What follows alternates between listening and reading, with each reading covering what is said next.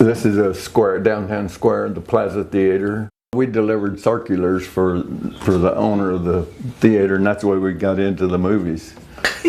We'd get free tickets.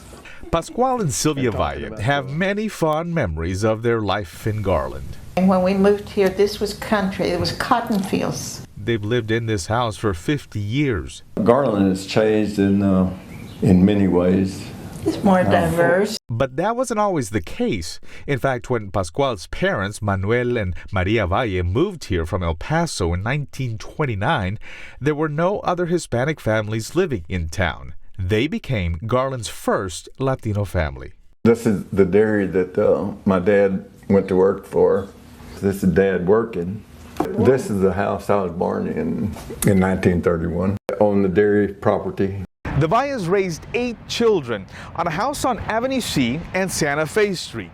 The house is no longer here, but Pascual has some great memories of growing up here in Garland. One of my first good jobs was they come looking for my older brother, which is 2 years older than I am.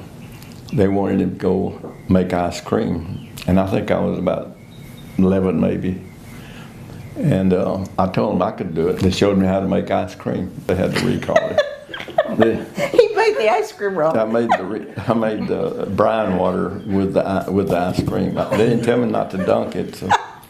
His parents stressed the importance of getting an education. And all 8 Valle kids graduated from Garland High School. All 6 sons served in the military. One daughter worked at a local defense plant during World War II.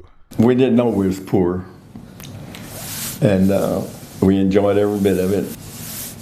Education has helped us because we didn't want to live like we were living, picking cotton, chopping cotton, working in the fields.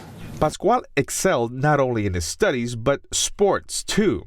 He went on to become the first all-state football player from Garland High School. He had real strong legs, and that's what made him a quick football player. No. You know, and he also was track star in East Texas. You know, they won the championship all the years that they were there. He was there.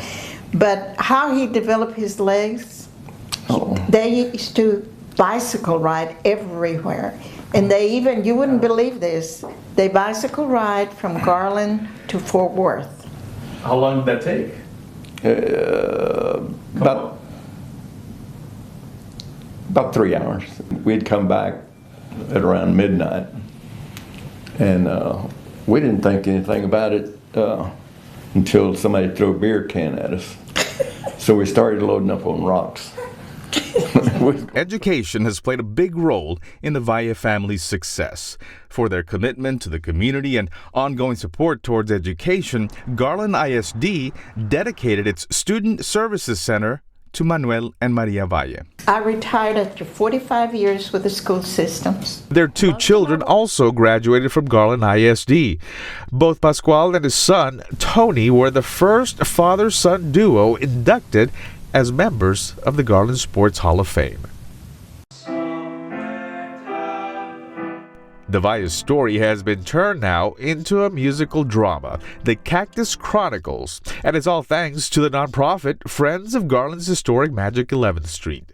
The show is really about trying to make sure that the underrepresented are represented in historical preservation. You really can't know Garland history without knowing who the Valle family is. The musical tells the story of Manuel and Maria Valle, along with Pascual and Sylvia's life here in Garland. It's told through the eyes of Pascual Valle, the last remaining of the Valle's 8 children. It's been released on his 90th birthday weekend. But it's important to know where you've come from, and Pascual and Sylvia are such good role models. No, it's a line from the play, but no 2 citizens have ever loved Garland more. The Friends of Magic 11th Street is also dedicating a just-released cookbook, Garland Latino Heritage Cookbook, to the Valles. It contains recipes from the Valle family, along with a number of people tied to Garland. I love Garland, I do. I don't think I could live anywhere else. People are great. I mean, people are real good. We've made our mark. Yes. For the City of Garland, I'm Saul Garza.